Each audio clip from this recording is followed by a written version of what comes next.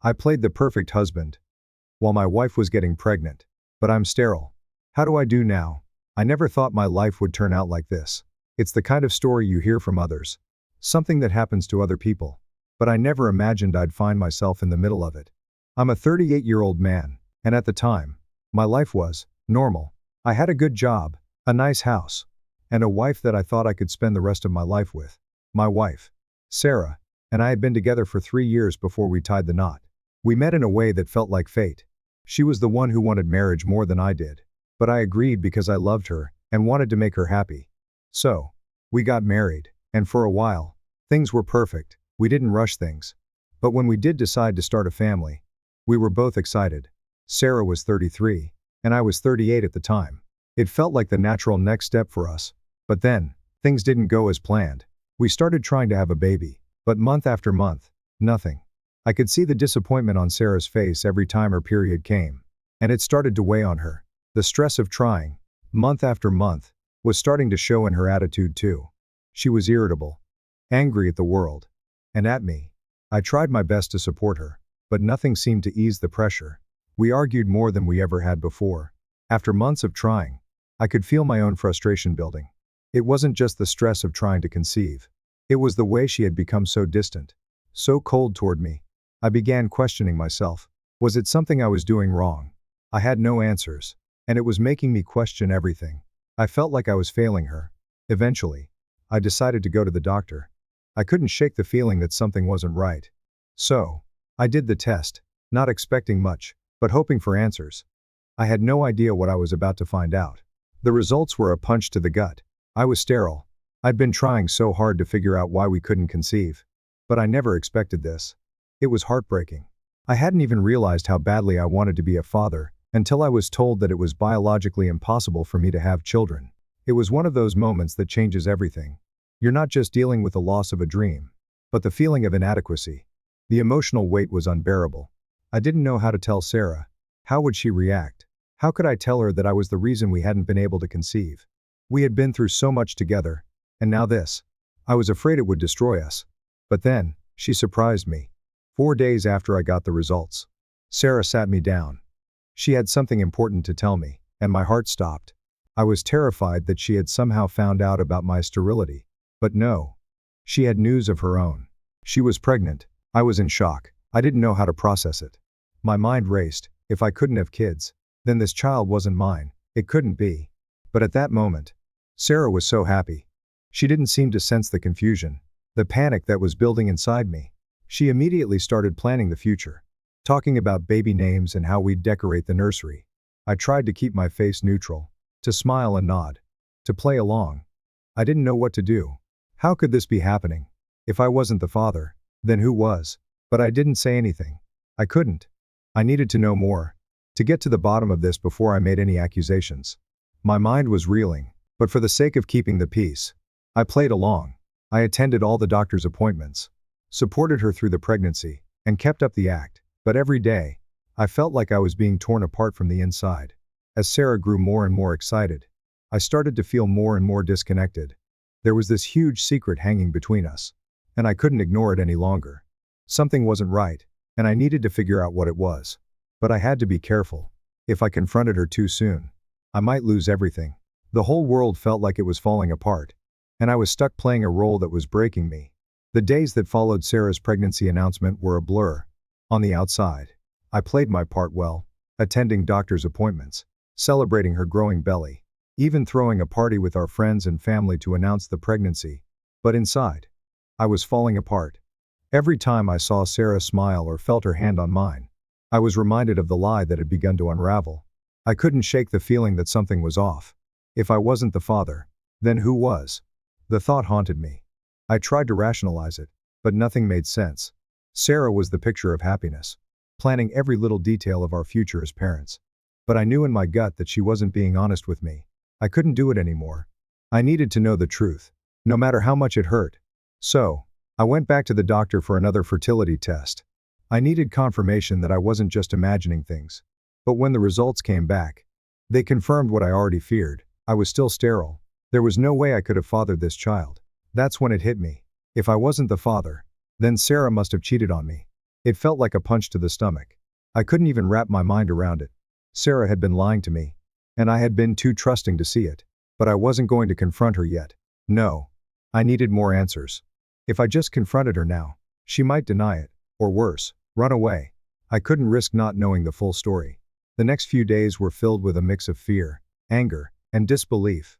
I watched Sarah as she beamed with joy, planning the baby shower and talking about the future, all while I felt like my world was crumbling beneath me. The worst part was that she had no idea how much I knew. I played the perfect husband, just as she expected. But inside, I was falling apart, and I was determined to figure out who the real father was. Then came the party. It was a Saturday afternoon, and we'd invited all our friends and family over to celebrate the news. Everyone was there, my family, Sarah's family, even some of my coworkers. It should have been a joyous occasion. But as soon as our neighbor, Adam, walked through the door, everything changed. Adam was young, handsome, and incredibly charming. He was a model, and Sarah had always seemed to have a soft spot for him. When he first moved into the house across the street, she'd gone out of her way to cook for him and spend time with him. I never thought anything of it, thinking she was just being friendly. After all, she would do that for anyone, right? But when Adam walked into the party, I saw something in Sarah's eyes that I hadn't seen before, a spark. Something beyond just friendly affection. She lit up as soon as she saw him, practically rushing to greet him with a hug that lingered a little too long. I didn't want to believe it, but I couldn't ignore it either. Something was off between them, and I knew it. I excused myself, saying I needed to use the bathroom, but instead, I went to our bedroom and grabbed Sarah's laptop. I had no idea what I was going to find, but I had to know. Sarah had always been protective of her laptop, saying she was working on her novel, which I had no reason to doubt at the time. But now, I wasn't so sure. I knew I had to find something, some piece of evidence that would tell me the truth. To my surprise, there was no password, no security to keep me out. It was almost as if she'd left it wide open, as if she was daring me to look. I didn't hesitate. I opened the laptop and began to dig through her files. I wasn't proud of what I was doing, but I was desperate for answers. And then I found it, an email account that wasn't hers. It wasn't even an email account she'd ever mentioned. I hesitated, but then I opened it. The messages were there, a trail of love letters between Sarah and Adam, full of affection, longing, and promises of a future together. And then I found the emails, where Sarah confessed to him that she was pregnant. The last few emails were filled with her plans to divorce me after the baby was born, so that she could be with Adam and live the life she had always dreamed of. I felt sick to my stomach. My hands were shaking as I took screenshots of the emails, each one worse than the last. I couldn't believe what I was reading. The lies, the manipulation, the betrayal. It was all right there in front of me. Sarah had been using me, tricking me into thinking I was the father of a child that wasn't mine, just so she could secure her future with Adam. And to top it all off, she had planned to take me for everything I had. I couldn't hold it together anymore. I felt my world shatter around me. But I wasn't going to let her get away with it. No. I had to make her feel the pain that I had been feeling. The pain of betrayal. Of knowing you've been living a lie for months. I didn't confront her right away. No. I had a plan. I was going to play the perfect husband and father for the next 9 months. I was going to be the best man I could be, even if it was all a lie. And when the time was right, I would drop the bomb. I was going to make sure she felt every ounce of the hurt she'd caused me. The next 9 months were hell. On the outside, everything seemed perfect. Sarah glowed with excitement, planning for the baby's arrival. She shared every milestone with me, from doctor visits to picking out baby clothes. And I played along. I smiled. I nodded. I even attended all the parenting classes with her, sitting through every tedious hour, pretending to be the excited father to be she expected. Inside, though, it was torture. I could barely stomach the thought of it all, knowing that I wasn't the father, and that this was all part of her grand scheme. I had to keep my cool. I couldn't slip up. The last thing I wanted was for her to get suspicious. But the longer I played the role of the doting husband, the more disgusted I became by the whole situation. She was lying to me, and yet, she was so convincing. Every smile, every laugh, every time she rubbed her belly or talked about how we'd be such great parents, it all felt like a slap in the face. And then, there was Adam. Every time he came over, it was like they had this silent connection, something that I couldn't escape. At first, I tried to ignore it, to pretend it didn't matter. But how could I? I could feel the tension between them, especially during the parties and social gatherings. They'd exchange these little glances, these quiet moments that everyone else missed. But I didn't miss them. I saw everything. One night, after a particularly awkward dinner party, I couldn't take it anymore. I needed answers. So, when Sarah went to bed, I took her phone. I knew I had no right to invade her privacy. But I couldn't help myself. I needed to know if she was still in contact with Adam. I unlocked the phone. And there it was. Just as I expected, messages, texts, and calls between them. She'd even sent him a few pictures, some of them innocent, others less so. My stomach turned as I scrolled through their conversation. They were planning to run away together after the baby was born. She'd been using me to get what she wanted: money, security, and a family that would help her escape to the life she'd dreamed of with Adam. It was right there in black and white. I felt a knot tighten in my chest as I realized just how deep the betrayal ran. I'd been living a lie. Everything had been a performance for Sarah, and I had been the fool. But I wasn't going to let her win. No. I was going to make her feel the same way I had betrayed, manipulated, and discarded. The more I found, the more I steeled myself. I wasn't just going to let this go. I was going to make sure she regretted every single decision. I kept my focus. I didn't confront her. I didn't make a scene. Instead, I kept playing the perfect husband. Every day, I was there for her, supporting her, taking care of her like I always had. It was all a lie. But I couldn't let on. Not yet. Finally, the day came. It was time. Sarah went into labor. I wasn't sure how I was feeling at that moment. Nervous, anxious, probably all of the above. I hadn't expected to be in this situation, taking her to the hospital, seeing her in pain, acting like everything was fine, when I knew that our marriage had been a complete sham for months. But I put all those feelings aside. I was done feeling sorry for myself. I had a plan, and I wasn't going to let my emotions get in the way. I helped her into the hospital, made sure she was settled in, and called her parents. I didn't want mine to know yet. Not until I was ready for them to find out everything. There was still one thing I had to do. I had to make sure that Adam knew exactly what was happening. He needed to be there too.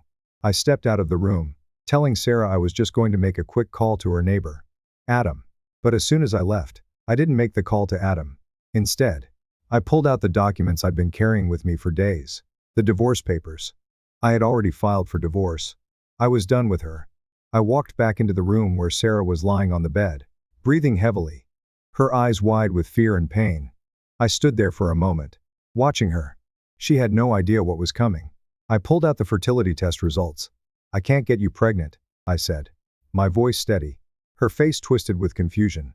But I wasn't done. "This baby isn't mine. And I know you've been cheating on me. I know about the emails. I know about Adam." Her eyes widened. And for the first time in months, I saw real fear in her eyes. She opened her mouth to speak, but no words came out. I held up the divorce papers. "I filed for divorce. It's over." The room was silent for what felt like an eternity. Sarah just stared at me, shock written all over her face. I had expected anger, but instead, all I saw was confusion. I turned to leave. But before I did, I called Adam. I didn't even wait for him to pick up before I hung up. I wasn't going to stick around for her to try to explain herself. I had done what I came to do. The weight of everything hit me all at once as I walked out of that hospital room. My heart was pounding, but there was a strange sense of calm. I had finally done it. I'd confronted Sarah with the truth. I'd dropped the bomb, and she had no idea how to react. For months, I'd been playing this perfect role of the loving husband. But now, the facade was gone. I didn't stick around to hear her side of the story. I couldn't. It had been building up for so long, and I knew that if I stayed, I'd be tempted to hear her excuses, her pleas for forgiveness. But I wasn't interested in any of that. She'd made her choices, and now it was time for me to live with mine. I walked out of the hospital, my mind racing. I didn't know what I expected, but the feeling of having finally taken control of the situation was overwhelming. I had taken back my life, and there was no turning back now. I didn't even go home. Instead, I got in my car and drove aimlessly, turning off my phone to avoid any calls. Sarah was probably trying to reach me, but I didn't want to talk to her. Not yet. I had to process everything. This was my reality now. The life I thought I had. The marriage I thought was solid. It was all a lie. It was hard to accept, but it wasn't going to break me. I was done being her pawn. A few hours later, I pulled into a motel on the outskirts of town. It wasn't much, but I didn't care. I just needed some space. I needed to be alone. I unpacked my things, bags I had packed weeks ago, knowing that something like this could happen. I wasn't stupid. I'd been prepared for the day. I'd finally walk away. That night, I sat on the bed and watched TV. I drank a beer. But it didn't taste the same. It was supposed to help me forget. But it didn't. The reality of what had just happened was sinking in. I had been married to a woman who had betrayed me, manipulated me, and used me for her own selfish reasons. I didn't know how to feel about it. Part of me was angry. But another part of me was relieved. I had finally broken free. As the night wore on, I felt a strange sense of peace. I had done what I had to do. I had confronted her. The divorce papers were in her hands. I had made my point. Now, I had to deal with the aftermath. But I wasn't going to let it destroy me. I woke up the next morning and checked my phone. There were 100 missed calls from Sarah, text messages from her, and even some from my parents. I didn't open any of them. I wasn't ready to face any of it yet. Instead, I just sat there, trying to wrap my mind around the chaos that had unfolded. A few days passed, and I didn't hear from Sarah, but I did hear from a few people. My neighbor, Adam, texted me, trying to apologize for what had happened. He told me Sarah was really upset, and that we should work things out for the sake of the baby. It took everything in me not to laugh. The audacity of these people still amazed me. Did they really think I'd just roll over and forgive her? Did they think that after everything, I was going to forget what she had done? I didn't respond to Adam. I didn't respond to anyone. The divorce proceedings began, and I couldn't help but feel like I was on autopilot. Sarah kept calling and texting, trying to make contact, but I wasn't interested in hearing what she had to say. She accused me of ruining the experience of her becoming a mother, of breaking her heart. But I had no sympathy for her. She had planned everything so carefully, but she hadn't counted on me finding out. And the worst part, she still tried to manipulate me. She kept calling, texting, telling me that she was sorry, that she wanted to try again, that she had changed. But I knew better. I knew it was all a ploy. She wanted to make sure she could still get something out of me, but I wasn't falling for it. I kept my distance. I stayed at the motel for the next few days, avoiding everyone. I needed time to think, to figure out what I was going to do next. I didn't want to talk to anyone, not even my family, not yet. I had to process it all. A week went by, and then I got a call from my parents. They were worried. Naturally.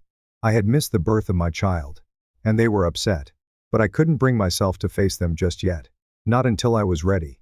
I called them back, told them I'd be home soon. They didn't press me further.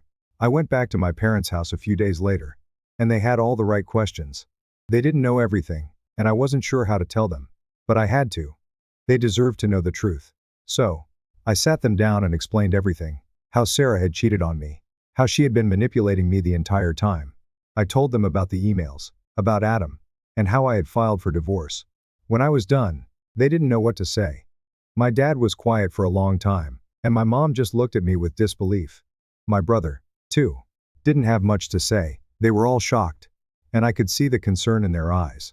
But they supported me, and that was all I needed. I wasn't alone.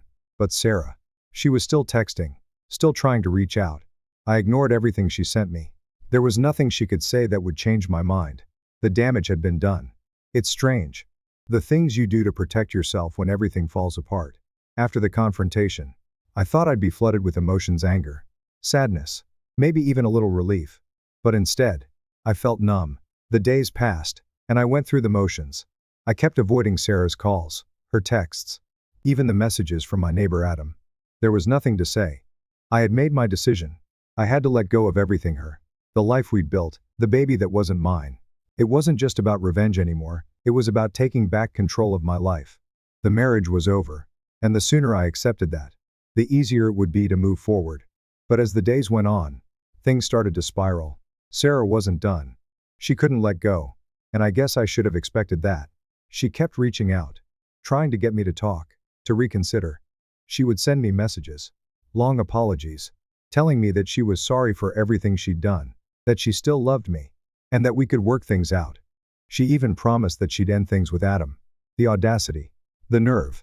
She was still trying to manipulate me, trying to play the victim, trying to make me feel guilty for wanting out of a marriage that she had ruined. I couldn't believe it. Did she really think I'd fall for this? Did she think that after everything, I would just forgive her? That I'd forget about the lies, the betrayal, and the manipulation? But no, I wasn't that stupid. The real turning point came when I got a call from Sarah while I was at my parents' house. She was in full-on crisis mode, telling me that she needed me. She said she was falling apart, that she was overwhelmed with everything going on, and that she couldn't do it alone. For a split second, I almost gave in. I thought about everything we had been through together. The good times. The promises we made. But then I remembered the emails, the lies, and how she had used me. And just like that, the anger flared up again. I couldn't let her manipulate me anymore. I couldn't let her win. So, I did the one thing I'd been avoiding. I filed for divorce. It felt surreal, honestly. I had been so caught up in this emotional storm that I never really thought about the practicalities of it. But once I made the decision, everything started to fall into place. I didn't need her. I didn't need to be tied to this woman who had destroyed everything we had built. A few days after filing, I got a call from Sarah's father. He was apologizing for his daughter's actions, telling me that he was cutting her off and that she was no longer welcome in their family. It was hard to hear. But at the same time, it was a little comforting to know that someone, at least, understood the gravity of what had happened. Sarah's father told me that he supported my decision, even though he wished things hadn't come to this. But then came the real shock. As I was preparing for the final stages of the divorce, I drove back home to collect my things, thinking Sarah had moved on. But when I pulled into the driveway, I froze. She hadn't moved out. She hadn't gone to live with her parents. Instead, she had moved into Adam's house right across the street from mine. I couldn't believe it. It was as if she was rubbing salt into the wound. She thought I'd just let her live across the street from me, that I'd let her carry on with Adam like nothing had happened. Did she think I was that weak? No, this wasn't happening. I walked into the house, trying to keep my composure. But I could feel the anger rising in my chest. It wasn't just about the affair anymore. It was about the disrespect, the complete disregard for everything I had done for her, for the life we had shared. She thought she could get away with this. She thought I'd let her have her cake and eat it too. I didn't let it show. Though, I kept my cool and tried to keep my distance. But it didn't make it any easier. Every time I saw Sarah and Adam together, laughing and holding hands across the street, it felt like I was being stabbed in the gut. I knew I had to push forward. I had to keep my focus on the divorce. I wasn't going to let her get away with this. She could have Adam, but she wouldn't have me. But the drama didn't stop there. It was a few days later that I got another shock. I was going through some old messages when I saw one from Sarah's father. He had sent me a long text, apologizing again. But this time, it wasn't just an apology. He was asking for my help. Apparently, things weren't going so well for Sarah and Adam. She had moved in with him, but he had kicked her out. It was like a sick joke. Here she was, trying to play the victim, asking me for help after everything she had done. She wanted me to take her back in, to help her and her child. I didn't know what to think, but I knew one thing for sure. I wasn't going to be anyone's fallback. I wasn't going to let her manipulate me into thinking I was responsible for fixing her life. I'd already given her everything I could, and she had thrown it all away. I didn't respond to her father's message. Instead, I just moved forward with the divorce, focused on getting everything sorted. I wasn't going to waste any more time on someone who had never valued me. I knew it was time to let go for good. It's hard to describe the feeling when you realize that someone you once loved no longer has the power to hurt you. For so long, Sarah had been the center of my world. But after everything, after the betrayal, the lies, the manipulation, I started to feel the weight of freedom. Every moment that passed without her in my life felt like a weight lifting off my chest. But that didn't mean everything was easy. No. The aftermath was far from over. Sarah wasn't done yet. Despite everything that had happened, despite the divorce papers I had filed, she still kept reaching out. It was like she thought she could wear me down, like she could somehow convince me to forgive her. I kept my distance. I didn't respond to her calls or texts. I knew it would be a mistake. She still tried to spin her story, telling me she was sorry, telling me she was changing, telling me she wanted to fix things. But I knew better. I knew she wasn't trying to fix anything for me. She just didn't want to be alone. One night, as I was sitting in my car outside the motel, trying to clear my head, I got a message that made my blood run cold. It was from Sarah. She said she needed to see me. She was in trouble and couldn't do it alone. She begged me to meet her, saying that she was sorry for everything, and that she wanted to explain herself in person. I could feel the anger rising in my chest. After everything she had done, after all the lies, the manipulation, and the heartbreak, she was still trying to manipulate me. She was still trying to guilt me into feeling sorry for her. I didn't reply to the message. Instead, I sat there for a long while, trying to process it all. I had to ask myself, what was I really feeling? Part of me still had this deep sense of betrayal. I couldn't erase the image of her lying to me, of her plotting behind my back, of the way she had used me. But then there was another part of me, One that was tired of fighting. Tired of being angry. I had to admit it, I was done. When I finally responded, it wasn't the message she was hoping for. I told her that I wasn't interested in listening to her anymore, that I had made my decision, and that there was nothing she could say to change it. She begged. She cried. But I stayed firm. The next few days were a blur. I moved forward with the divorce.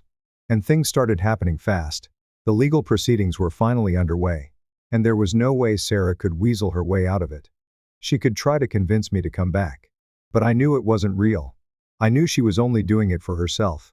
For her own benefit. And then came the final blow. The thing that pushed me over the edge and made me realize just how far gone Sarah was. I got a call from her father. This time, he wasn't apologizing.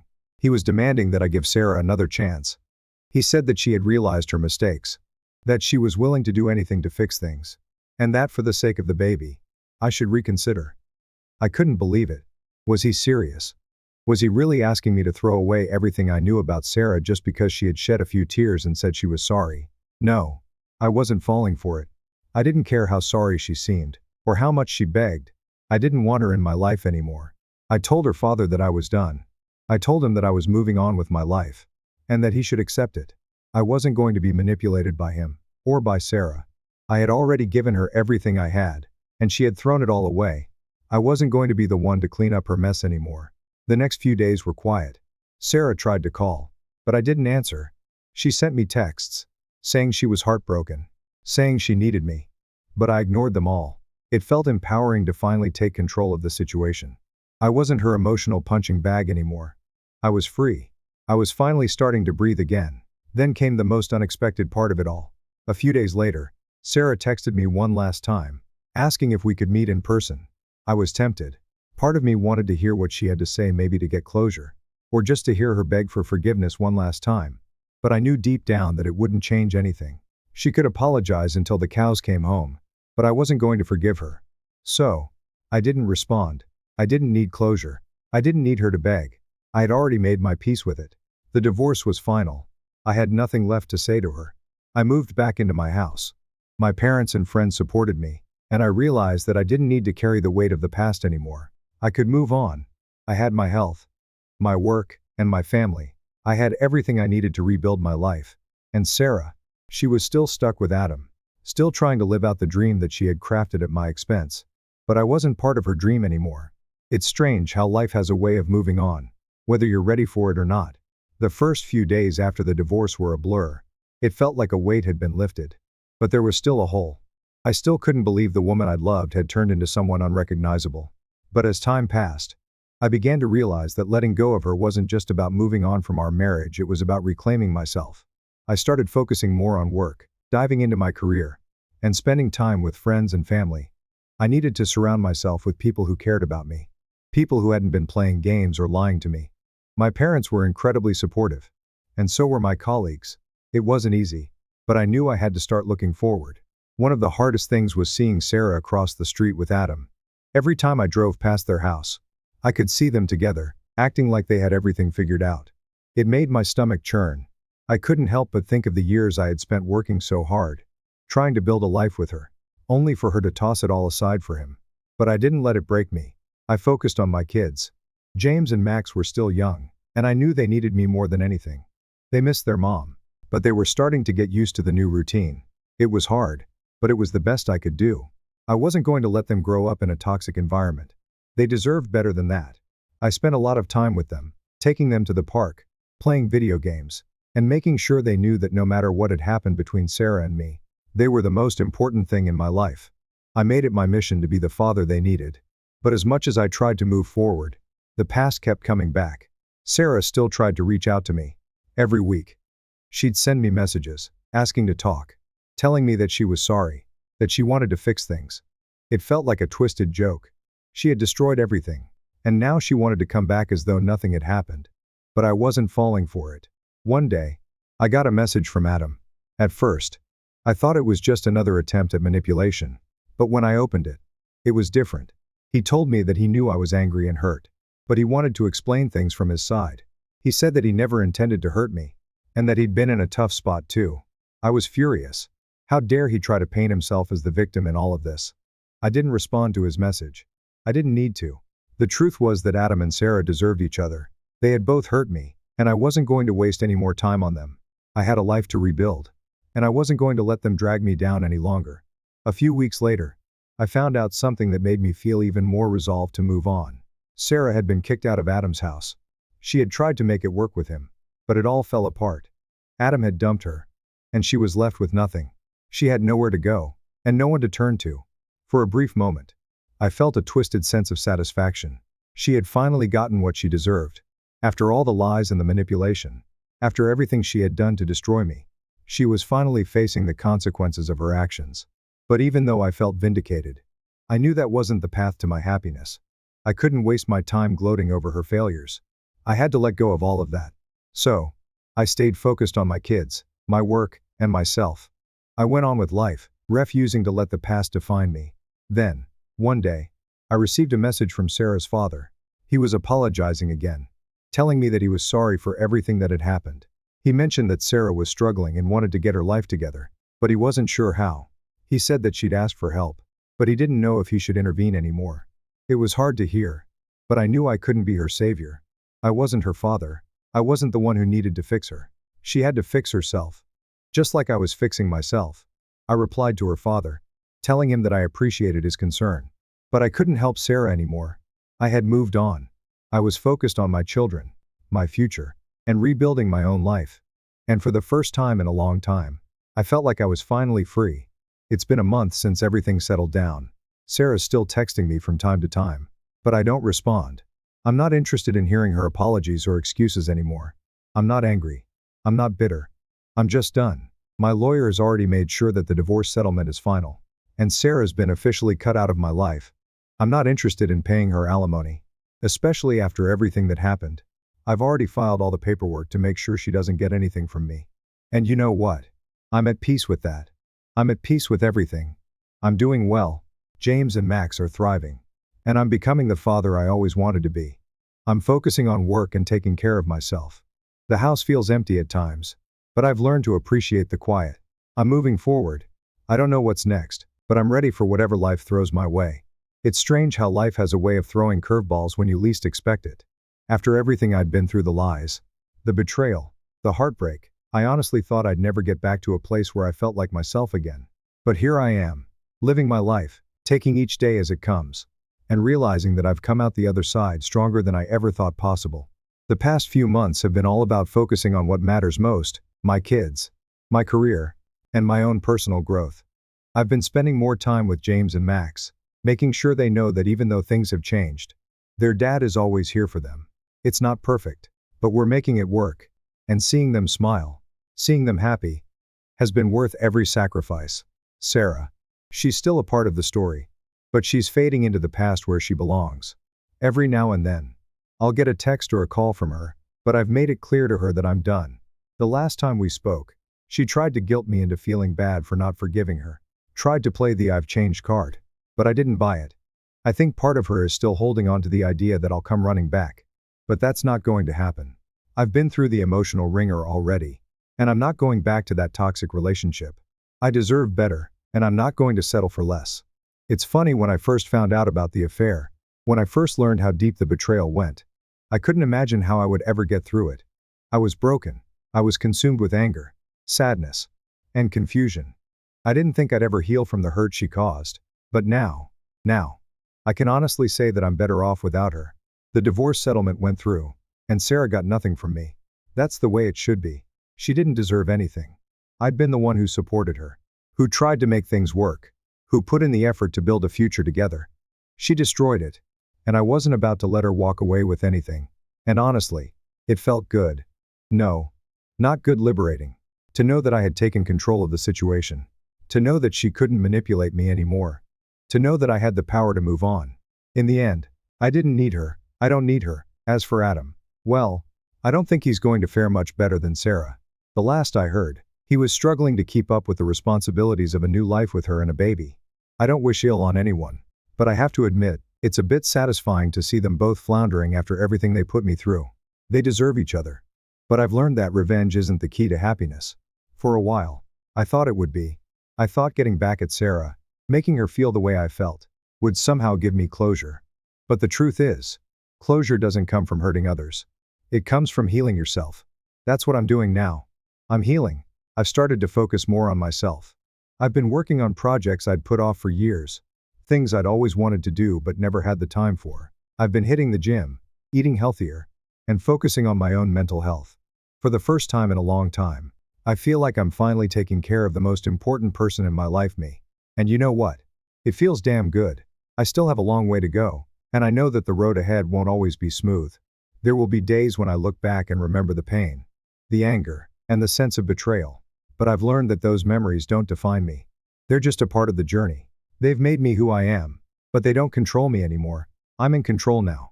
I don't know what the future holds. Maybe there's someone out there who will treat me the way I deserve. Maybe not. But I'm not in any rush to find out. Right now, I'm focused on the life I've built for myself and my kids. I'm focused on living authentically, on finding peace, and on being the best father I can be. Sarah and I have both moved on, in our own ways. She's with Adam, and I'm here, living my life. We've both learned the hard way that you can't build a future on lies. You can't keep playing games with people's hearts without facing the consequences. But I've made my peace with it all. I've learned the hard lessons, and now I'm moving forward. The past doesn't have a hold on me anymore, and I'm okay with that. It's been a few months since the divorce finalized. Things have settled into a routine. The kids are doing well. I'm doing well. And while I'll always carry the scars of what happened, I've learned to live with them. They're a part of me now, but they don't define me. I don't wish ill on Sarah. I don't wish ill on Adam. But I'm done. I've moved on, and so have they. And that, in itself, is enough for me. Thank you for joining me on this journey. It's been a tough road, but I've made it through. Life moves forward, and so do I.